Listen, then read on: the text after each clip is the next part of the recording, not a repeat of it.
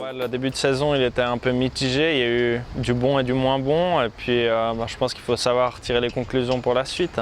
Les points forts, ça a été le bon travail que j'ai fait avant Palma. Et c'est vrai que j'ai bien navigué là et je me suis senti assez fort.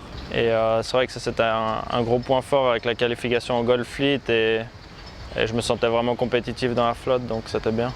J'ai toujours mes portants un peu qui me posent problème au niveau technique. Et puis après, c'est vrai que je pense qu'il m'a manqué un peu des heures de navigation quand même sur la fin de la deuxième partie de la saison jusqu'à maintenant. J'ai eu un peu moins le temps de naviguer avec les examens et ce genre de choses qui ne tombaient pas forcément au bon moment. Mais après, on savait que c'était comme ça et il ne faut pas non plus s'en servir comme excuse. On est parti avec ces données-là et c'est comme ça qu'il faut faire marcher le projet. Pour la suite de la saison et jusqu'au qualif l'année prochaine, c'est vraiment consacré presque plein temps pour ça, quoi. Donc je vais prendre très peu de cours à l'EPFL et pas beaucoup y aller pour vraiment mettre le paquet sur les points que j'ai à travailler jusque-là, quoi. Et je pense qu'il n'y a pas de secret avec une bonne organisation et beaucoup plus d'heures sur l'eau, ça devrait jouer, quoi.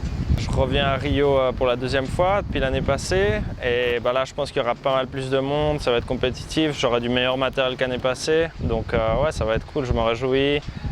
Puis je pense qu'on a tout le team là, ça va être vraiment intéressant de vivre ensemble et de se préparer un peu dans cette atmosphère, quoi.